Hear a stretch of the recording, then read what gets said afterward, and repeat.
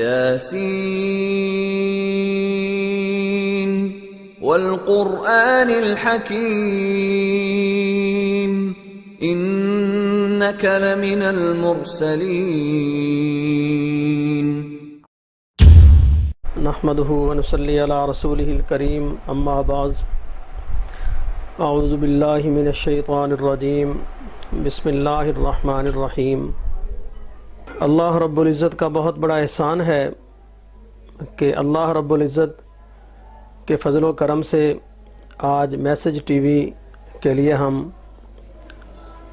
روحانی حوالے سے جادو جنات کے لیے ایک چھوٹا سا پروگرام ہم نے رکھا ہے، اور یہ پروگرام جو رکھا ہے اس میں ہم نے مختصر سا جنات اور جادو کا تعارف بھی کروائیں گے، اور جادو کی کچھ اقسام بھی بتلائیں گے کہ کون کون سی قسمیں ہیں جو کارگر ہوتی ہیں جادو کے حوالے سے۔ قرآن و سنت کی روشنی میں جنات، قرآن میں جنات کا ذکر ہے، قرآن حکیم میں جنات اور ملائکہ کا تذکرہ 118 مقامات پر آیا ہے۔ اللہ تعالیٰ کی آخری کتاب میں جگہ جگہ جس مخلوق کا ذکر ہو، کوئی بھی صاحب ایمان اس کی تکذیب کیسے کر سکتا ہے۔ جنات کی کثرت آبادی، روایات میں آتا ہے کہ جو جنات عورتوں اور مردوں کو ستایا کرتے ہیں وہ بہت سی قسموں کے ہیں۔ ایسے جنات کی 17 قومیں ہیں، اور ہر قوم کے 70,000 قبیلے ہیں، اور ہر قبیلے میں 70,000 افراد ہیں۔ اگر آسمان سے سوئی پھینکی جائے تو وہ زمین پر نہ گرے بلکہ ان کے سروں پر آ کر رک جائے گی۔ اس وقت دھرتی پر انسانوں سے زیادہ 10 گنا جنات ہیں، اور یہی وجہ ہے کہ اگر سوئی آسمان سے پھینکتے ہیں تو انسانوں پر نہیں بلکہ ان کے سروں پر گرے گی آ کر۔ عربی زبان میں جنوں کے نام مختصر تعارف کرواؤں۔ اہل علم و زبان کے نزدیک جنوں کی چند قسمیں ہیں۔ اصل جن کو جنی کہتے ہیں، اور جن لوگوں کے ساتھ رہتا ہے اسے عامر کہتے ہیں۔ اس کی جمع عمار ہے۔ جو جن بچوں کو پریشان کرتا ہے اسے ارواح کہتے ہیں۔ سب سے زیادہ خبیث اور پریشان کرنے والے کو شیطان کہتے ہیں۔ جس جن کی شرارت حد سے بڑھ جائے اور اس کی گرفت مضبوط تر ہو جائے اسے عفریت کہتے ہیں۔ جن کی قسمیں، نبی علیہ السلام نے فرمایا کہ جنوں کی 3 قسمیں ہیں۔ ایک قسم وہ جو ہوا میں اڑتی ہے، ایک وہ جو سانپ اور کتوں کی شکل میں ہوتی ہے، ایک وہ جو سفر اور قیام کرتی ہے یعنی بھوت وغیرہ۔ اس کو طبرانی، حاکم اور بہقی نے صحیح سند کے ساتھ بیان کیا ہے۔ مقائد الشیطان میں ابو داؤد سے روایت ہے کہ نبی علیہ السلام نے فرمایا کہ اللہ تبارک و تعالی نے 3 قسم کے جن پیدا فرمائے۔ ایک قسم سانپ، بچھو اور کیڑوں مکوڑوں کی ہے، دوسری ہوا کی مانند، تیسری وہ جو سانپ جو حساب و کتاب اور جزا و سزا کے مکلف ہیں۔ اللہ تبارک و تعالی نے انسانوں کو بھی 3 قسموں میں پیدا فرمایا ہے۔ ایک قسم جو چوپاہوں کی مانند ہیں، ان کے بارے میں اللہ تبارک و تعالی کا ارشاد ہے، لَهُمْ قُلُوبٌ لَا يَفْقَهُونَ بِهَا وَلَهُمْ أَعْيُنٌ لَا يُبْصِرُونَ بِهَا وَلَهُمْ آذَانٌ لَا يَسْمَعُونَ بِهَا۔ سورۃ الاعراف کے اندر 189 آیت نمبر ہے، جس کے بارے میں اللہ تبارک و تعالی نے فرمایا کہ ان کے دل ہیں مگر سمجھتے نہیں، آنکھیں ہیں دیکھتے نہیں، کان ہیں مگر سنتے نہیں۔ دوسری قسم جو ہے وہ جس کا جسم بنی آدم کی طرح ہے لیکن روح شیطان کی ہے۔ تیسری قسم وہ ہے جو بروز قیامت زیر سایہ الہی ہوں گے، جبکہ وہاں کوئی دوسرا سایہ نہ ہوگا۔ میں نے دیہاتیوں کے ہاں جنوں کے بارے میں ایک ایسی عجیب و غریب چیزیں دیکھی ہیں جن کو بیان نہیں کیا جا سکتا۔ کہتے ہیں کہ جنوں میں ایک جنس ایسی بھی ہے جس کی نفس شکل انسان سی ہے، اس کا نام شق ہے۔ یہ مسافر کو تنہا دیکھ کر پریشان کرتا ہے بلکہ بسا اوقات مار ڈالتا ہے۔ حقیقت جنات۔ حقیقت یہ ہے کہ فرشتے اور انسانوں کی دنیا کے علاوہ بھی جنوں کی ایک تیسری دنیا ہے۔ وہ کوئی جراثیم نہیں بلکہ سوجھ بوجھ رکھنے والی اور حساس و ادارک رکھنے والی ایک مخلوق ہے۔ وہ بھی شریعت کے مکلف اور امر و نہی کے پابند ہیں۔ ابن تیمیہ رحمہ اللہ فرماتے ہیں کہ جنوں کے وجود کے سلسلہ میں مسلمانوں میں سے کسی جماعت نے مخالفت نہیں کی، اور نہ اس سلسلہ میں کہ اللہ تعالیٰ نے رسول اکرم صلی اللہ علیہ وسلم کو ان کی طرف نبی بنا کر بھیجا تھا۔ اکثر کافر جماعتیں بھی ہوں جنوں کے وجود کو تسلیم کرتی ہیں۔ یہود و نصارہ جنوں کے بارے میں اسی طرح اعتقاد رکھتے ہیں جس طرح کے مسلمان، البتہ ان میں سے کچھ لوگ اس کے منکر ہیں، جیسا کہ مسلمانوں میں معتزلہ وغیرہ اور ان کا انکار کرتے ہیں، حالانکہ جمہور ائمہ اس کو تسلیم کرتے ہیں۔ جنات ایک مخلوق ہے۔ جنات کو ساری جماعتیں، ساری انسانیت، ساری مخلوق مانتی ہے، لیکن کچھ لوگ ایسے ہیں جو ان کے وجود کو تسلیم نہیں کرتے۔ جنات ایک مخلوق ہے۔ جنوں کے وجود کو تسلیم کرنے کی ایک دلیل یہ ہے کہ اس سلسلے میں انبیاء کرام سے متواتر واقعات معقول ہیں جو بدیہی طور پر معلوم مشہور ہیں، اور یہ بھی بدیہی طور پر معلوم ہوتا ہے کہ جنات زندہ اور عقل و فہم رکھنے والی مخلوق ہے، اور جو بھی کام کرتے ہیں اپنے ارادے سے کرتے ہیں، بلکہ وہ امر و نہی کے مکلف ہیں۔ وہ کوئی صفت یا عرض نہیں کرتے جو انسان کی ذات سے قائم ہے، جیسا کہ بعض ملحدین کا خیال ہے کہ جب جنوں کا معاملہ انبیاء کرام سے اس قدر تواتر کے ساتھ ثابت ہے کہ ہر خاص و عام اسے جانتا ہے، تو اس کا انکار ایسی جماعت کے شایان شان نہیں جو اپنوں کو رسولوں کی طرف منسوب کرتی ہو۔ امام ابن تیمیہ رحمہ اللہ علیہ ارشاد فرماتے ہیں، مسلمانوں کی تمام جماعتیں جنات کے وجود کو تسلیم کرتی ہیں، اسی طرح تمام کفار اور عام اہل کتاب بھی اسی طرح مشرکین عرب میں اولاد خام، اہل کنعان و یونان میں اولاد یافت غرض جملہ فرماتے ہیں، اور جماعت جنوں کے وجود کو تسلیم کرتے ہیں۔ قرآن مجید کے نصوص مثلا اللہ تبارک و تعالی نے فرمایا، قل اوحی الی انہ استمع نفر من الجن، اے نبی صلی اللہ علیہ وسلم کہہ دیجئے کہ میری طرف وحی بھیجی گئی کہ جنوں کی ایک جماعت نے غور سے سنا۔ دوسری جگہ ارشاد فرمایا، وَأَنَّهُ كَانَ رِجَالٌ مِّنَ الْإِنسِ يَعُوذُونَ بِرِجَالٍ مِّنَ الْجِنِّ فَزَادُوهُمْ رَهَقًا، اور یہ کہ انسانوں میں سے کچھ لوگ جنوں کی پناہ مانگتے ہیں، اس طرح انہوں نے جنوں کا غرور اور بڑھایا۔ اس کے علاوہ بے شمار آیات و احادیث جن کا ذکر انشاءاللہ آئندہ پروگراموں میں ہوتا رہے گا کہ جو اللہ تبارک و تعالیٰ کے قرآن پاک میں موجود ہے۔ آج اور آج سے پہلے بہتر لوگوں نے ان میں سے کچھ چیزوں کا مشاہدہ بھی کیا ہے، اور وہ یہ بات جو لوگ اس کا مشاہدہ کرتے اور سنتے ہیں ان میں سے اکثر نہیں جانتے کہ یہ وہی جن ہیں، کیونکہ ان کے تصور میں پہلے سے ہوتا ہے کہ وہ یا تو روحیں ہیں یا غیبی اور فضائی مخلوق ہے۔ گدھے اور کتے جنوں کو دیکھتے ہیں۔ ہر چند کے جنات ہمیں نظر نہیں آتے، لیکن بعض جانور مثلا گدھے اور کتے ان کو دیکھتے ہیں۔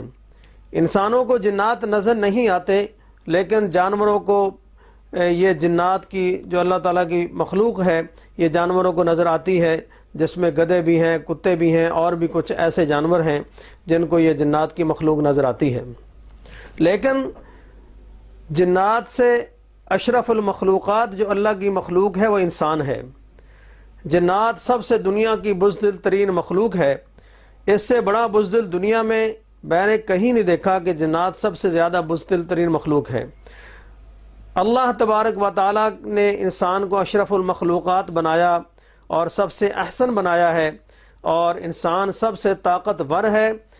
جنات کی سینس بہت تیز ہوتی ہے، اس لیے وہ جب دیکھتے ہیں کہ انسان ڈر گیا تو وہ فوراً انسان پہ حاوی ہو جاتا ہے، لیکن وہ انسان سے حاوی نہیں ہے۔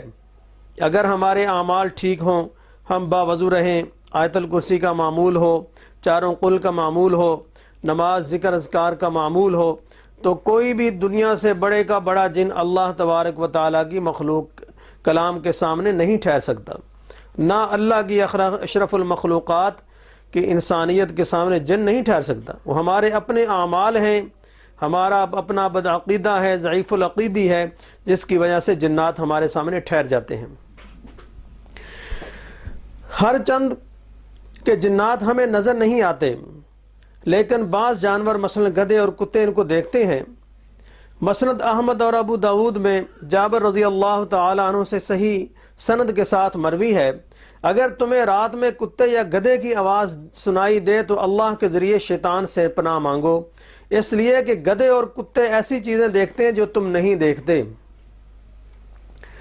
اس میں کوئی تعجب نہیں، کیونکہ سائنسدانوں نے یہ تحقیق کی ہے کہ بعض جانداروں میں ایسی چیزوں کو دیکھنے کی صلاحیت ہے جن کو ہم نہیں دیکھ سکتے، چنانچہ شہد کی مکھی اور اس طرح کی چیزیں جو ہیں یہ شعاؤں کو بھی دیکھ لیتی ہے جو سورج کے اوپر ہیں، اس لیے وہ سورج کی بدلی کی حالت میں بھی دیکھ لیتی ہے، اور الو رات کی گھڑا ٹوپ تاریکی میں بھی چوہے کو دیکھ لیتا ہے۔ اب جنات کی غذا کیا ہے؟ جنوں کے کھانے اور پینے کے سلسلے میں لوگوں کا اختلاف ہے۔ کچھ لوگ کہتے ہیں کہ تمام قسم کے جنات نہ کھاتے ہیں نہ پیتے ہیں، لیکن یہ قول غیر معتبر ہے۔ دوسرا قول یہ ہے کہ جنات کی ایک قسم کھاتی ہے، دوسری قسم نہیں کھاتی۔ تیسرا قول کہ تمام جنات کھاتے اور پیتے ہیں، البتہ ان میں اختلاف ہے۔ کچھ لوگ کہتے ہیں وہ چباتے ہیں اور نگلتے نہیں، بلکہ صرف سونگھتے ہیں، مگر ان کو کوئی دلیل نہیں۔ دوسرے لوگ کہتے ہیں وہ چباتے اور نگلتے ہیں۔ یہی قول صحیح ترین ہے، جس کی شہادت صحیح احادیث اور نصوص سے ملتی ہے۔ صحیح بخاری میں ابو ہریرہ رضی اللہ تعالی عنہ سے روایت ہے کہ نبی علیہ الصلوۃ والسلام نے ان کو استنجا کے لیے کچھ پتھر لانے کا حکم دیا اور کہا کہ ہڈی اور گوبر نہ لانا۔ اس کے بعد جب ابو ہریرہ رضی اللہ تعالی عنہ حضور نے آپ صلی اللہ علیہ وسلم سے ہڈی اور گوبر نہ لانے کا راز معلوم کیا تو آپ نے فرمایا یہ دونوں چیزوں جنوں کی غذا ہے۔ ایک دفعہ جو جنات پر مشتمل تھا وہ مجھ سے کھانے کے لیے توشہ طلب کیا، میں نے ان کے لیے اللہ سے دعا کی جس ہڈی اور گوبر پر اس کا گزر ہو اس پر ان کی غذا موجود ہوگی۔ اس سے ثابت ہوا کہ جنات کی غذا ہڈی اور گوبر ہیں۔ جس ہڈی پر اللہ تبارک و تعالیٰ کا نام لیا جاتا ہے اور وہ ہڈی پھینک دی جاتی ہے، اس پر ایک خاص قسم کا گوشت ہوتا ہے جو جنات کی غذا ہوتی ہے، جو انسانوں کو نظر نہیں آتا۔ اس لیے نبی علیہ الصلوۃ والسلام نے فرمایا ہڈی یا خشک گوبر سے کبھی استنجا نہیں کرنا چاہیے ہمیں۔ صحیح مسلم میں ابن مسعود رضی اللہ تعالی عنہ سے روایت ہے کہ نبی کریم صلی اللہ علیہ وسلم نے فرمایا کہ مجھے ایک جن نے دعوت دی، میں اس کے ساتھ گیا، اس کے سامنے قرآن کی تلاوت کی، اور وہ جن ہم کو ایک جگہ لے گیا اور جنوں کے مکانات اور آگ کے نشانات دکھائے۔ پھر ان لوگوں نے آپ سے کھانا مانگا تو آپ نے فرمایا تمہارے لیے ہر ہڈی جس پر اللہ تبارک و تعالیٰ کا نام لیا گیا ہوگا وہ گوشت بن جائے گی، اور جانوروں کی مینگنی تمہارے مویشیوں کے لیے چارہ ہوگا۔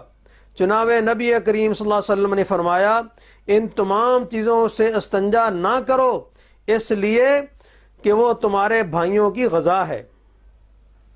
حضور علیہ الصلوۃ والسلام نے ارشاد یہ بھی فرمایا کہ شیطان بائیں ہاتھ سے کھاتا ہے، آپ نے ہم کو اس بارے میں اس کی مخالفت کا حکم دیا ہے۔ حدیث شریف میں صحیح مسلم میں ابن عمر رضی اللہ تعالیٰ عنہ سے روایت ہے کہ نبی اکرم صلی اللہ علیہ وسلم نے فرمایا اگر تم میں سے کوئی شخص کھائے تو اپنے ہاتھ سے کھانا چاہیے، اور جب پیے تو داہنے ہاتھ سے پینا چاہیے، کیونکہ شیطان بائیں ہاتھ سے کھاتا ہے، بائیں ہاتھ سے پیتا ہے۔ جنات کے مکانات اور ملنے کی جگہ کیا ہے؟ آج تو لوگ بہت سارے پریشان ہیں کہ جی ہمیں وظائف کروائیں، ہمیں چلے کروائیں۔ بھائی کس لیے چلے اور وظائف کروائیں؟ کہ ہم نے جنات کو قابو کرنا ہے، جنات سے کام لینا ہے، حالانکہ ایسا ممکن نہیں ہے۔ جنات اسی طرح زمین پر بستے ہیں جس پر ہم رہ رہے ہیں، زیادہ تر ویرانوں، چٹیل میدانوں اور گندی جگہوں مثلا غسل خانوں کے اندر، کوڑا خانوں اور قبرستان وغیرہ، بقول ابن علامہ ابن تیمیہ رحمہ اللہ علیہ، جن لوگوں کو شیطان لگ جاتا ہے وہ زیادہ تر شیطان کے انہی ڈیروں میں پناہ لیتے ہیں۔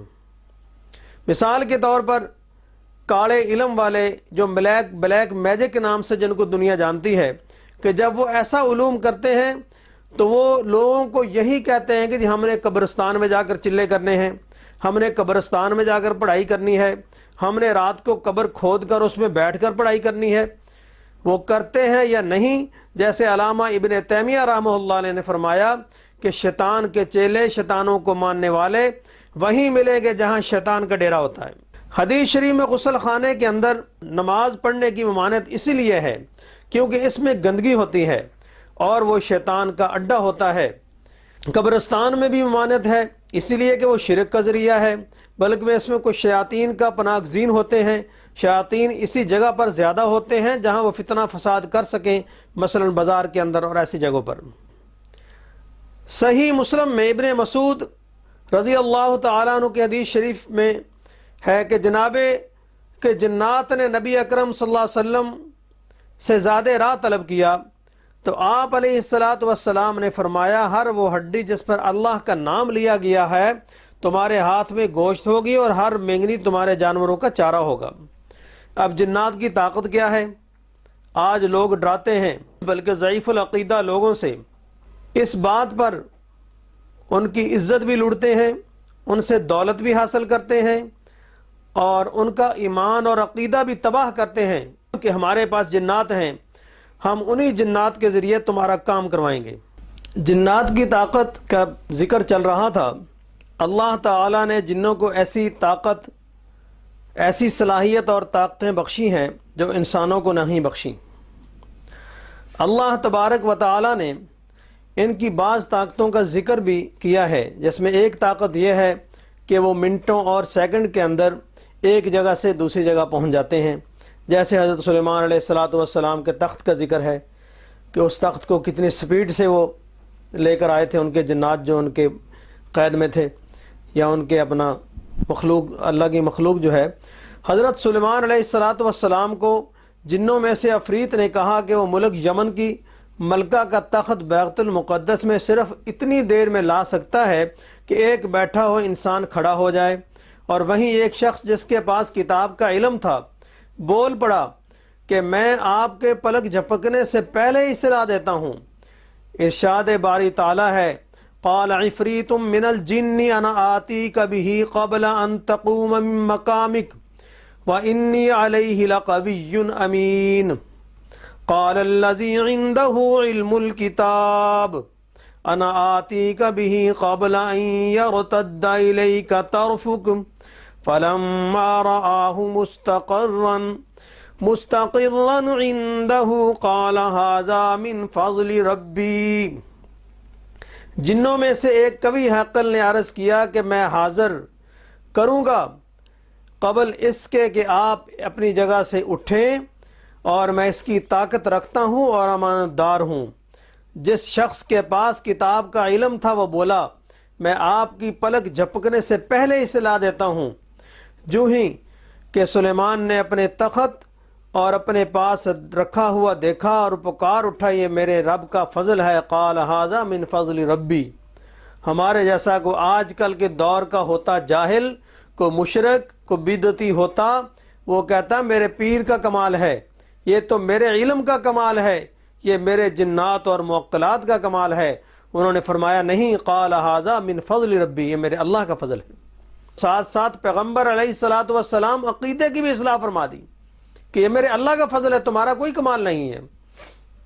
لیکن آج کا پیر شیطان صفت انسان اور جو عزتوں کے رکھوالے تھے کل تک، آج وہ عزتوں کو لٹورے بن چکے ہیں، اور وہ جو انسان کا ایمان کی حفاظت کرنے والے اولیاء اللہ تھے، آج ان کے نام لے کر یہ لوگ ایمان کے ڈاکو ہیں، عزتیں بھی لوٹتے ہیں، ایمان بھی لوٹتے ہیں، لوگوں کی دولت بھی لوٹتے ہیں۔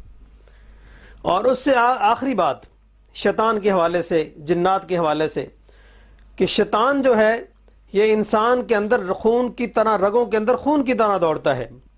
صحیح بخاری و مسلم میں حضرت انس رضی اللہ تعالیٰ عنہ سے مروی ہے کہ رسول اللہ صلی اللہ علیہ وسلم نے فرمایا، شیطان انسان کے اندر خون کی طرح دوڑتا ہے۔ انسان کی رگوں کے اندر شیطان خون کی طرح دوڑتا ہے۔ نبی اکرم صلی اللہ علیہ وسلم کی بیوی صفیہ رضی اللہ تعالی عنہ سے روایت ہے کہ وہ کہتی ہیں کہ نبی علیہ الصلوۃ والسلام اعتکاف میں تھے کہ ایک رات آپ کے پاس ملاقات کے لیے آئی، آپ سے کچھ باتیں عرض کی، پھر میں نے جانے کے لیے کھڑی ہوئی تو مجھے آپ الوداع کہنے کے لیے کھڑے ہو گئے۔ صفیہ کا گھر اسامہ بن زید کے قریب، گھر کے قریب تھا۔ اتنے میں دو انصاری صحابی گزرے، جب انہوں نے نبی علیہ الصلوۃ والسلام کو دیکھا تو تیزی سے چلنے لگے، تو نبی علیہ الصلوۃ والسلام نے فرمایا، آہستہ چلو، وہ کوئی اجنبی عورت نہیں بلکہ میری بیوی صفیہ رضی اللہ تعالیٰ عنہ ہے۔ دونوں نے کہا، سبحان اللہ، اے اللہ کے رسول صلی اللہ علیہ وسلم، آپ نے فرمایا شیطان انسان کے اندر خون کی طرح دوڑ رہا ہے، مجھے اندیشہ ہے کہ کہیں تمہارے دلوں میں بدگمانی نہ پیدا کر دے۔ میرے دوستو کہ دیکھو، نبی علیہ الصلوۃ والسلام سے بڑھ کر کوئی پاک ہستی تھی، کوئی پاک باز ہستی نہیں تھی، لیکن وہ بھی اتنی احتیاط فرما رہے ہیں کہ اپنی بیوی اپنے پاس سے جا رہی ہے، لیکن صحابہ اکرام جو شک کیا سوچ بھی نہیں سکتے، شک بھی نہیں کر سکتے، اپنی جان تو کٹوا دیں لیکن شک تک نہ کریں، ان کو بھی فرما رہے ہیں کہ ٹھہرو میرے جانثارو، یہ کوئی اور نہیں، غیر نہیں بلکہ میری بیوی صفیہ ہے۔ صرف اس لیے کہ شیطان وسوسے ڈالتا ہے، انسان کے اندر رگوں میں خون کی طرح دوڑتا ہے۔ یہ بات نبی علیہ الصلوۃ والسلام نے بتائی کہ آپ صلی اللہ علیہ وسلم نے فرمایا کہ دروازے بند کرو اور بند کرتے وقت اللہ کا نام لو۔ کیوں؟ شیطان ایسا دروازہ نہیں کھول سکتا جو اللہ کے نام پر بند کیا گیا ہو۔ اس کو ابو داؤد، احمد، ابن حیان اور حاکم نے صحیح سند سے روایت کیا ہے۔ شیطان بند دروازہ نہیں کھول سکتا، اور اپنے مشکیزے اللہ کا نام لے کر بند کر دو اور اپنے برتن اللہ کا نام لے کر ڈھانپو اور چراغوں کو بجھا دو۔ امام ابن تیمیہ رحمۃ اللہ علیہ فرماتے ہیں کہ انسان کے جسم میں جن کا داخل ہونا اہل سنت والجماعت کے نزدیک ثابت ہے۔ جو لوگ یہ کہتے ہیں کہ لو جی جن کیسے داخل ہو گیا، بھائی ہم نہیں کہتے، امام ابن تیمیہ رحمہ اللہ وہ اتنے بڑے امام کہ ایک وقت کے اندر 10,000 طلبہ اکرام، طلبہ بھی نہیں علماء اکرام، علامہ ابن تیمیہ رحمۃ اللہ علیہ سے درس حدیث لیا کرتے تھے۔ انہوں نے فرمایا ہے کہ اہل سنت والجماعت کے نزدیک ثابت ہے کہ انسان کے جسم میں جن کا داخل ہو سکتا ہے۔ اللہ نے فرمایا، الذین یأکلون الربا لا یقومون الا کما یقوم الذی یتخبطہ الشیطان من المس، جو لوگ سود کھاتے ہیں ان کا حال اس شخص کا ہوتا ہے جسے چھو کر شیطان نے بولا کر دیا ہو۔ تو میرے دوستو، بھائیو، بزرگوں، تو اس طرح ہم سود سے بھی بچیں، حرام کاری سے بھی بچیں، باوضو رہیں، درود شریف کثرت سے پڑھیں، آیت الکرسی کا معمول بنائیں، چاروں کل کا معمول بنائیں، تو انشاءاللہ یہ شیاطین سے ہم محفوظ رہ سکتے ہیں۔ امام احمد بن حنبل کے صاحبزادے عبداللہ فرماتے ہیں کہ میں نے اپنے والد سے کہا کہ کچھ لوگ کہتے ہیں کہ جن آسیب زدہ جسم میں داخل نہیں ہوتا۔ والد نے جواب دیا، بیٹا یہ لوگ جھوٹ کہتے ہیں، سچ تو یہ ہے کہ جن ہی انسان کی زبان سے بات کرتا ہے۔ ابن تیمیہ رحمہ اللہ اور احمد بن حنبل رحمہ اللہ نے جو بات کہی مشہور و معروف ہے، جن انسان پر سوار ہوتا ہے اور انسان ایسی زبان میں بات کرنے لگتا ہے جو سمجھ میں نہیں آتی، اس کے جسم پر اتنی مار پڑتی ہے اگر کسی اونٹ کو مارا جائے تو اس کے جسم پر نشان پڑ جائیں، مگر اس کے باوجود اس شخص کو نہ پٹائی کا احساس ہوتا ہے اور نہ اس کی گفتگو کا جو اس نے اس زبان سے کی ہوتی ہے۔ آسیب زدہ شخص جو کسی انسانوں کو گھسیٹتا ہے اور کسی چیز، اور کبھی اس چیز کو جس پر خود بیٹھا ہو اس کو کھینچتا یا پھاڑنے لگتا ہے، کبھی دیو ہیکل مشینوں کے ایک جگہ سے دوسری جگہ پر منتقل کر دیتا ہے اور خود بیٹھا ہوا اس کے علاوہ بہت ساری حرکتیں کرتا ہے۔ جو شخص اس کا بچشم دید مشاہدہ کرے اسے واضح طور پر معلوم ہو جائے گا کہ جو انسان کی زبان سے بات کر رہی ہے وہ اس چیز کو الٹ پلٹ کر رکھ دیتی ہے اور انسان کے علاوہ کوئی دوسری صفت کی مخلوق ہے۔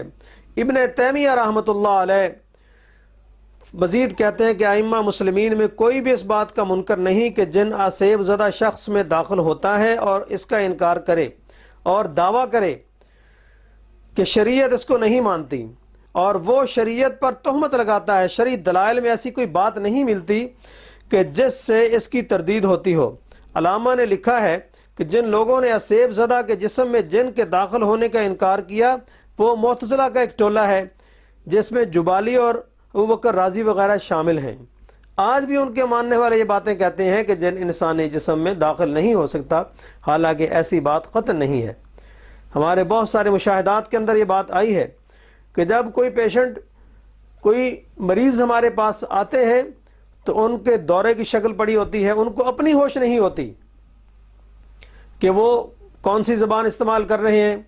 اگر کوئی اردو جاننے والا انگلش بول رہا ہوتا ہے، کوئی اردو جاننے والا اس کو انگلش نہیں آتی، انگلش میں بات کر رہا ہے، بعض دفعہ عربی میں بات کرتا ہے، بعض دفعہ کسی اور زبان کے اندر، حالانکہ وہ اس زبان کو جانتا نہیں ہے لیکن وہ زبان بول رہا ہے، وہ اس کے اندر وہ نہیں بلکہ جن بول رہا ہوتا ہے۔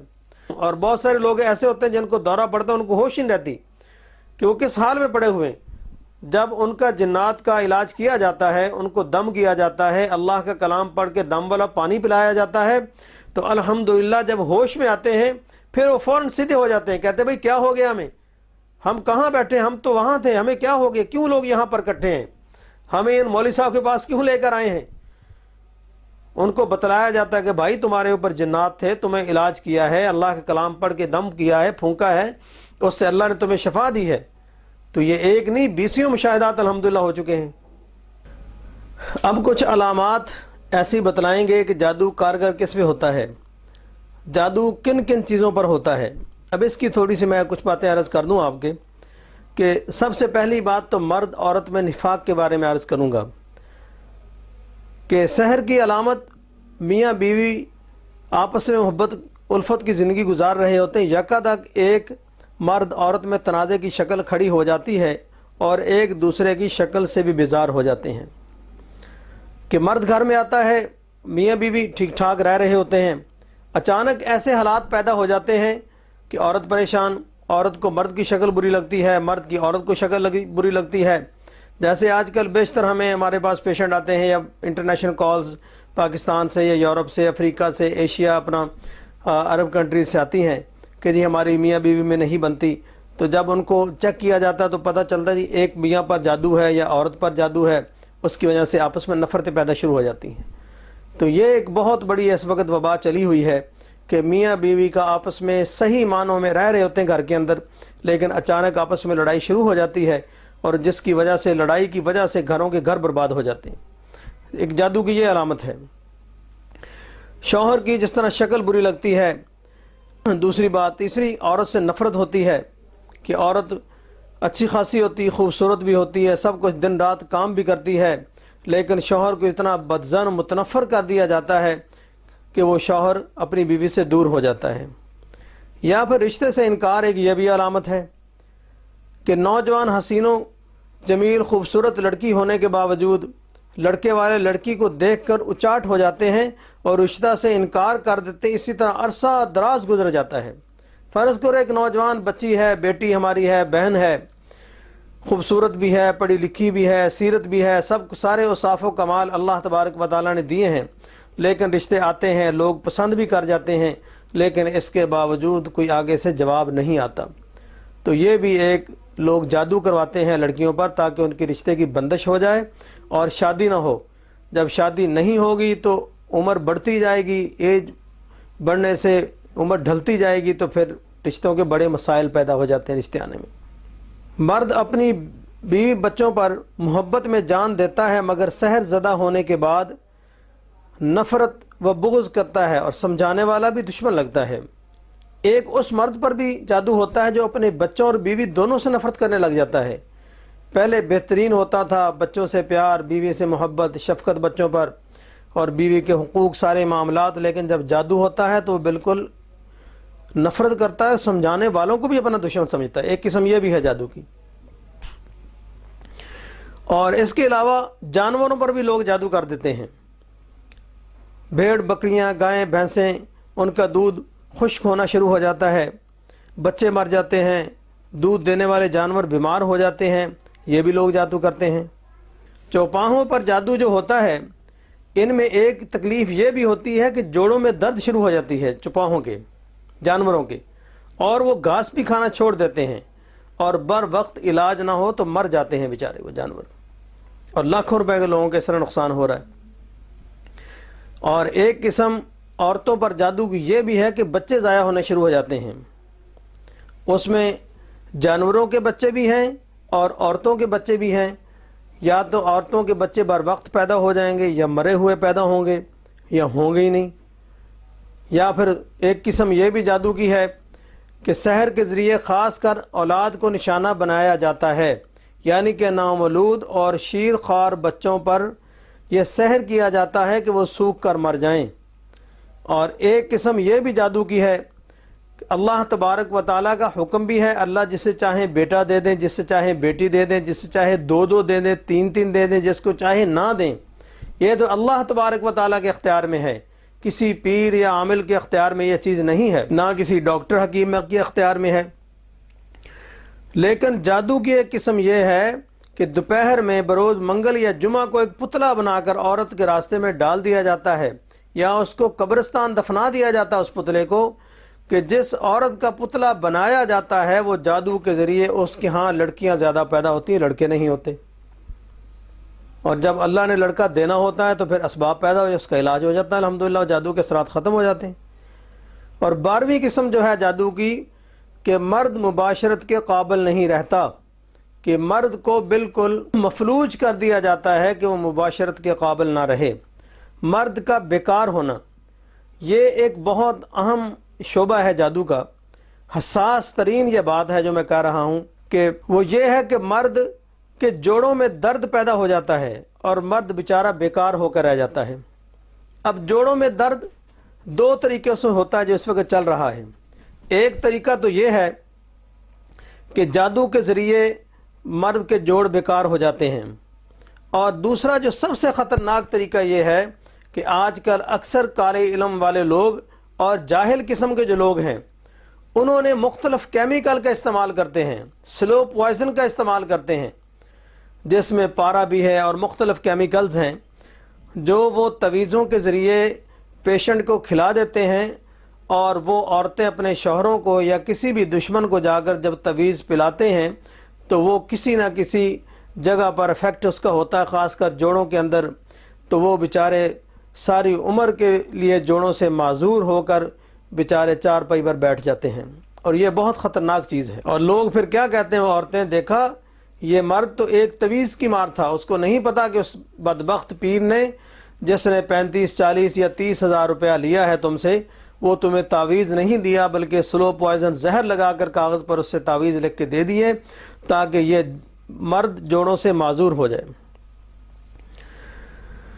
اور اس کے علاوہ دلہن کو اپنے شوہر یا جس سے وابستہ اس کے ساتھ نفرت ہو جاتی ہے، اور وہ ایک دوسرے کے طور پر جنسی حقوق ادا نہیں کر سکتے، یہ بھی جادو کی ایک قسم ہے۔ عورت کے پیٹ میں پانی کا بھر جانا یہ بھی ایک جادو کی قسم ہے کہ جادوگر بعض لوگ ایسے جادو کرتے ہیں، اور شکل و صورت میں بھیانک ہونا۔ 15ویں قسم سحر کی یہ ہے کہ سحر زدہ ہونے کے بعد عورت رنگ بدلتی رہتی ہے اور تھوڑی دیر کے بعد تبدیلی رونما ہوتی، شکل و صورت بھیانک ہو جاتی ہے، اور اس کے علاوہ بانجھ پن بھی ہے۔ 17ویں قسم یہ ہے سحر کی کہ عورت کو باندھ دیا جاتا ہے اور عورت میں بانجھ پن اتر آتا ہے، ماہواری بھی رکی جاتی ہے اور حمل وغیرہ نہیں ہوتا، یہ بھی ایک جادو کی قسم ہے۔ تو یہ ساری اقسام جادو کی ہیں۔ اس میں مویشی کا مر جانا، ازدواجی رشتے منقطع ہو جانے، اور گھر کا ویران ہو جانا، اچھا خاصا کہ گھر جو ہنستا بستا گھر تھا ویران ہو جاتا ہے، اس کی خیر و برکت اڑ جاتی ہے، محبت و الفت جاتی رہتی ہے، ایک دوسرے کو دشمن سمجھنا، رات دن جھگڑتے رہنا گھر کے اندر، یہ بھی ایک جادو کی قسم ہے۔ پھر بیماری ہے کہ ایک انسان ٹھیک ہے، صحت مند ہے، جب کسی شخص نے مرد یا عورت کو شدید بیماری میں مبتلا کر دیا جاتا ہے اور کسی صورت وہ صحت یاب نہیں ہوتے۔ میاں بیوی کو یا کسی بھی مرد و عورت کو جب اس پر جادو ہوتا ہے تو وہ سخت بیماری میں مبتلا ہو جاتا ہے، اور اس بیماری کی وجہ سے اس پر نہ دوا اثر کرتی ہے نہ غذا اثر کرتی ہے۔ ڈاکٹر حضرات بھی پریشان، حکماء بھی پریشان، اطباء سارے پریشان کہ ہم اچھی سے اچھی دوائی، مہنگی سے مہنگی دوائی اور دور دراز سے ہم دوا منگا کر کھلا رہے ہیں، مگر مریض پر اثر نہیں ہو رہا۔ ٹیسٹ بھی سارے کلیئر ہیں، لیکن ٹیسٹ کلیئر ہونے کے باوجود نہ اس پہ دوا اثر کر رہی نہ غذا اثر کر رہی۔ آخر کیا وجہ ہے؟ اس کی میرے بھائیوں بہنوں وجہ یہ ہوتی ہے کہ جس انسان پر جب تک جادو ہوتا ہے، جب تک اس کے بعد جسم کے اندر، باڈی کے اندر جادو کا خنجر رہے گا، جب تک خنجر نہیں نکالیں گے اس وقت تک مریض ٹھیک نہیں ہوگا۔ اللہ چاہے تو ہر چیز پر قادر ہیں، لیکن جو دنیا کا اور فطرت کا اصول ہے وہ یہی ہے کہ جب جادو کا اثر ختم ہوگا تو پھر دوا اور غذا بھی اثر کرے گی، ورنہ اثر نہیں کرے گی۔ تو مرض و زن میں ناچاقی 22ویں قسم سحر کی یہ ہے، اس سحر کے ذریعے کسی بھی شخص کو ذلیل کر دیا جاتا ہے۔ ہر کوئی بلا وجہ ان سے نفرت کرتا ہے، کوئی اعتبار بھی نہیں کرتا کہ بلا وجہ اس کو ذلیل کرنا، جس محفل میں جائے، جس مجلس میں جائے، فیملی کے اندر، دوست احباب کے اندر اور اپنے کاروبار کے، پروفیشن کے اندر، آفس کے اندر، وہ انسان ذلیل ہونا شروع ہو جاتا ہے اور دن بدن وہ پستی کی طرف جاتا ہے۔ ہر بندہ اس سے نفرت کرتا ہے اور اس پر اعتبار کوئی نہیں کرتا، اس کو ذلیل کرتا ہے۔ یہ بھی جادو کی ایک قسم ہے۔ عہدے سے معطل ہونا 23ویں قسم سحر کی یہ ہے کہ سحر کے ذریعے کسی افسر یا حاکم یا ملازم کو نوکری سے یا افسر کو عہدہ سے ہٹا دیا جاتا ہے۔ سحر زدہ ہونے پر نوکری یا عہدے سے معطل ہو جاتا ہے۔ یہ ایک بہت خطرناک قسم ہے کہ ایک انسان کی روزی لگی ہوئی ہے، اللہ تبارک و تعالیٰ اس کو وہاں سے رزق دے رہا ہے، باعزت جاب کر رہا ہے، چاہے وہ افسر ہے یا نوکر ہے، چپڑاسی ہے یا کسی بڑے عہدے پر ہے، ایگزیکٹو کلاس میں ہے، اس کی روٹی رزق لگا ہوا ہے، رزق اس کو اچانک معطل کر دیا جائے، عہدے سے ہٹا دیا جائے یا ایسی جگہ بھجوا دیا جائے جہاں بیچارہ تنگ ہو جائے، گھر سے دور دراز، بچوں سے دور، اور انہوں کو پھینک دیا جائے، تو یہ بھی جادو کی قسم ہے۔ 24ویں قسم فقیر و کنگال، امیر تاجر کو زیرو کر دینا، عہدے سے گرا دیا جاتا ہے اور فقیر و کنگال بنا دیا جاتا ہے۔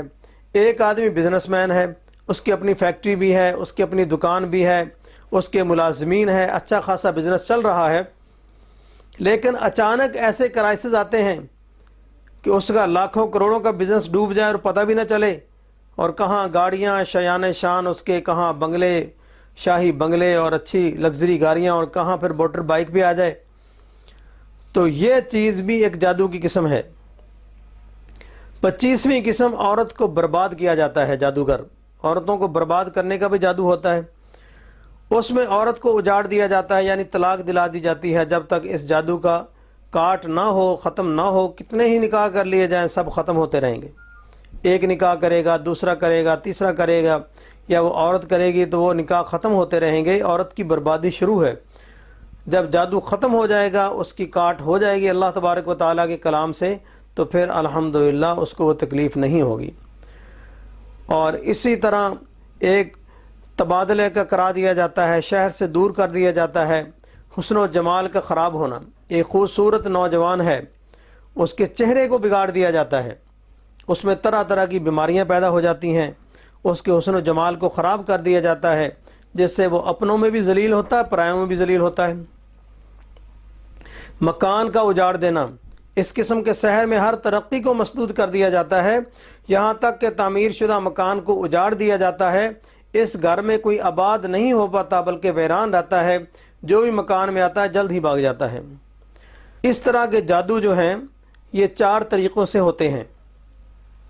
ایک طریقہ یہ ہوتا ہے کہ جادو سب سے زیادہ جو لوگ یہاں پر کرتے ہیں کہ جادو کو زمین میں دفنا دیا جاتا ہے۔ زمین میں دفنانے سے مراد کہ اس کا پتلا بنا کر اس میں سوئیاں گاڑ کر، جیسے یہاں ایک جلو موڑ سے خاتون میرے پاس آئی اپنے بیٹے کو لے کر ساتھ، اس نے کہا جی چند دن قبل میرا بیٹا روڈ ایکسیڈنٹ کی شکل میں اللہ کو پیارا ہو گیا، تو اس کی قبر پر ہم 5-6 دن کے بعد فاتحہ پڑھنے گئے تو وہاں پر آگ بھی جلی ہوئی تھی اور قبر بھی کھدی ہوئی تھی۔ جب ہم نے اس جگہ کو دیکھا کہ آگ بھی جلی ہوئی ہے، اس کا مطلب کچھ چیز جلائی گئی ہے اور قبر بھی کھدی ہوئی ہے، جب ہم نے اس جگہ کو مزید کھودا تو وہاں سے ایک پتلا نکلا۔ وہ پتلا میرے پاس لے کر آئے، جب میں نے اس پتلے کو دیکھا تو اس پر سے کے کانٹے لگے ہوئے تھے۔ اس کا کپڑے کا پتلا بنا کر اندر روئی ڈال کر اس پر تقریباً 37 سوئیاں لگی ہوئی تھیں، جو کپڑے سلائی کرنے والی سوئیاں ہوتی ہیں، 37 سوئیاں تھیں، اور سے کا کانٹا اس کے سر میں ڈال کر پاؤں سے نکالا ہوا تھا نیچے سے۔ تو اس طرح کر کے وہ میں نے ایک ایک سوئی نکالتا چلا گیا، اس پہ اللہ کا کلام پڑھ کر اس کا توڑ کیا اور اس کے اثرات ختم ہوئے الحمدللہ۔ اسی طرح مختلف طریقوں سے کالے علم والے جو یہ شیطانی طاقتوں کے ذریعے جادو کرتے ہیں زمین میں دفن کرتے ہیں۔ اور دوسری قسم جادو کر کے پانی میں پھینک دیا جاتا ہے، جیسے آپ نے سنا ہوگا کہ تالے کو بند کر کے جی پانی میں پھینک دو، مچھلی پکڑ کے اس کے منہ میں تعویذ رکھ کے اس پہ سوئیاں لگا کے اس کے پیٹ چاک کر کے مچھلی کے اندر کچھ چیزیں رکھ کر اس کو سمندر میں یا پانی میں پھینک دیا جاتا ہے، تو یہ پانی والا جادو ہے۔ ایک جادو کھلانے پلانے والا ہے کہ غلیظ چیزوں سے تعویذ لکھ کر تو وہ تعویذ کھلا پلا دیے جاتے ہیں، اور جب وہ کھلائے پلائے جاتے ہیں تو وہ انسان کے اندر رگوں میں خون کی طرح غذا بن کر شامل ہو جاتے ہیں۔ تو یہ 4 جادو قسم کے، ایک فضا کے اندر جادو لٹکا دیا جاتا ہے کہ کسی بجلی کے پول پر یا کسی درخت پر یا کسی مکان پر پھینک دیا کہ وہیں لٹکا دیا۔ تو یہ 4 قسم کے جادو زیادہ اس وقت لوگ کر رہے ہیں، ایک زمین میں دفن کرنے والا، دوسرا پانی کے اندر پھینکنے والا، اور تیسرا جادو جو ہے وہ اپنا کھلانے پلانے والا، چوتھا فضا کے اندر۔ ویسے جادو کی 13 قسمیں ہیں، 13 قسموں سے جادو کیا جاتا ہے، لیکن باقی اقسام ہم بیان نہیں کر سکتے اس لیے کہ لوگ پھر اس طرف زیادہ متوجہ ہوتے ہیں۔ تو 13 قسموں کا جادو میں سے 4 قسمیں ایسی ہیں جو عرف عام میں اس وقت زیادہ لوگ کر رہے ہیں۔ تو اس لیے اس جادوگروں سے بھی بچنا چاہیے اور جادو سے بھی بچنا چاہیے، خاص کر اس پرنٹ اور الیکٹرانک دور کے اندر۔ پرنٹ میڈیا اور الیکٹرانک جو میڈیا ہے اس کے اندر جو لوگ اشتہارات دیتے ہیں، خاص کر کہ فلاں کالا بنگالی بابا ہے، فلاں اصل عیسائی ہے، وہ تو چلو ہوئے غیر اپنا مذہب، جو ہمارے مسلمان بھائی وہاں پر اشتہار دیتے ہیں وہ ان سے بھی زیادہ خطرناک ہیں۔ آپ کہیں گے جی یہ مسلمان کالوں سے، کافروں سے کیسا خطرناک زیادہ کیوں ہیں؟ جو ہمارے لوگ، ان کے پاس جب لوگ جاتے ہیں تو جاتے ہی وہ کہتے ہیں جی 2 طریقے سے ہم جادو کا توڑ کرتے ہیں۔ اب یہ جاہل بیچارے ضعیف العقیدہ لوگ جو دین کو نہیں سمجھتے، جو اللہ تبارک و تعالیٰ کی حقانیت کو نہیں سمجھتے، رب کو نہ رب کو سمجھتے ہیں نہ رب کے فرمان کو سمجھتے ہیں، بیچارے مصیبت زدہ لوگ جب جاتے ہیں تو وہ کہتے ہیں جادو ہم 2 طریقے کا توڑ کرتے ہیں۔ وہ کہتے ہیں جی 2 طریقے کیا ہیں؟ وہ کہتے ہیں جی ایک تو کالے سے کرتے ہیں، ایک نوری سے کرتے ہیں۔ آپ بتائیں کہ آپ نے کالے سے کروانا یا نوری سے؟ وہ جی کالا کیا ہوتا ہے اور نوری اس کی ایکسپلین کریں۔ وہ کہتے ہیں نوری تو وہ ہے جو ہم توڑ کریں گے تو آہستہ آہستہ اثر ہوگا، پتہ نہیں ہوگا بھی کہ نہیں، اور کالا علم وہ ہے جو فوری اثر کرے گا، اور ہے بھی حقیقت کہ نوری تو ہم جب تیر چھوڑیں گے تو وما رمیت اذ رمیت ولکن اللہ رما پڑھ کر جب تیر چھوڑیں گے تو وہ سیدھا رحمان کی طرف جائے گا، اللہ چاہیں گے تو اثر ہوگا ورنہ وہ تیر وہیں ضائع ہو جائے گا۔ اور شیطان کیا ہے کہ وہ رحمان کا تعلق نہیں ہے، ہم نے شیطان کا نام لے کے تیر کو چھوڑنا ہے، جب اس کو چھوڑیں گے تو شیطانی طاقت لے کر سیدھی جا کر اپنے ٹارگٹ کو ہٹ کرے گی، جب ہٹ کرے گی تو اسی لیے اس کو گناہ عظیم قرار دیا گیا کالے علم کو۔ تو وہ لوگ کہتے ہیں نہیں جی نوری چھوڑیں، کالے سے کروا دیں، چونکہ ہمیں تو فوری کرنا ہے۔ بہو کہتی میں نے تو ساس کا فوری بیڑا غرق کرنا ہے، ساس کہتی میں نے تو بہو کو فوراً ڈیمیج کرنا ہے جی، اس کو کمزور کرنا ہے، آپ کالا ہی کریں۔ جب یہ بات وہ ایگری ہو جاتے ہیں پھر وہ آنے والے کی عزت بھی جاتی ہے، ایمان بھی جاتا ہے، دولت بھی جاتی ہے۔ تو اس لیے ہم کہتے ہیں کہ اللہ کے کلام کے سامنے جادو نہیں ٹھہرتا۔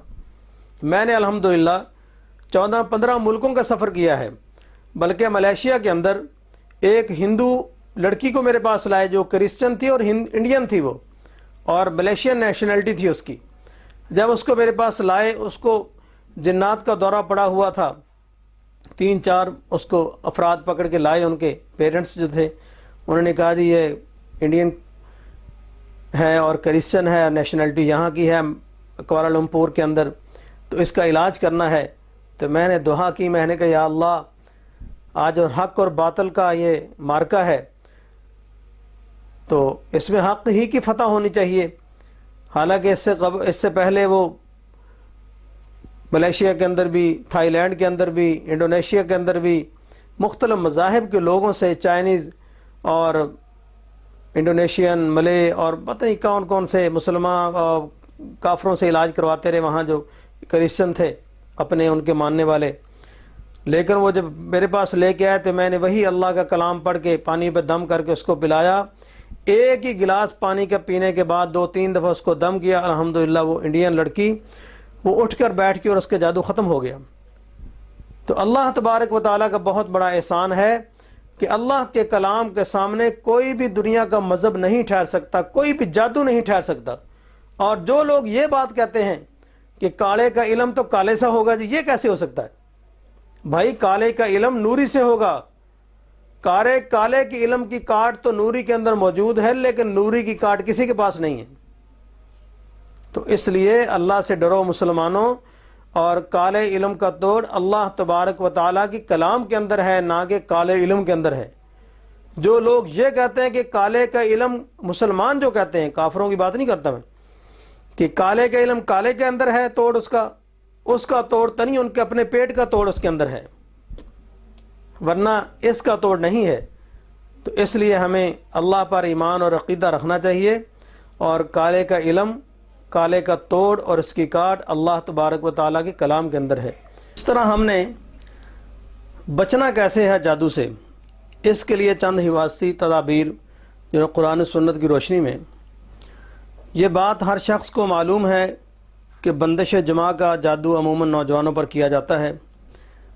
جب وہ شادی کا ارادہ کر رہے ہوں، خاص کر اس وقت جب وہ ایسے معاشرے میں رہائش پذیر ہوں جس میں بدبخت جادوگروں کی کثرت ہو، ایسے میں ایک سوال پیدا ہوتا ہے کہ کیا دلہا اور دلہن جادو سے بچنے کے لیے قلعہ بند ہو سکتے ہیں، تاکہ ان پر اگر جادو کیا جائے تو اس کے اثر سے محفوظ رہیں۔ زہر اور جادو کا اثر۔ مدینہ منورہ میں عجوہ کھجور کے 7 دانے صبح نہار منہ کھا لیں۔ اگر مدینہ منورہ کے عجوہ کھجور نہ ملے تو کسی بھی شہر کے عجوہ کھجور استعمال کر سکتے ہیں۔ حدیث نبوی حضور علیہ الصلوۃ والسلام کا فرمان ہے، جو شخص عجوہ کھجور کے 7 دانے صبح کے وقت کھا لیتا ہے، اس سے زہر اور جادو کی وجہ سے کوئی نقصان نہیں پہنچے گا۔ باوضو مسلمان پر جادو اثر نہیں کرتا۔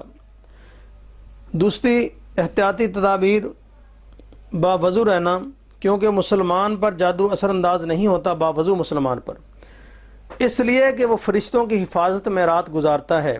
ایک فرشتہ اس کے ساتھ رہتا ہے، اور جب کروٹ بدلتا ہے تو فرشتہ اس میں حق میں دعا کرتے ہوئے کہتا ہے کہ اے اللہ اپنے اس بندے کو معاف کر دے، کیونکہ اس نے طہارت کی حالت میں رات گزاری ہے۔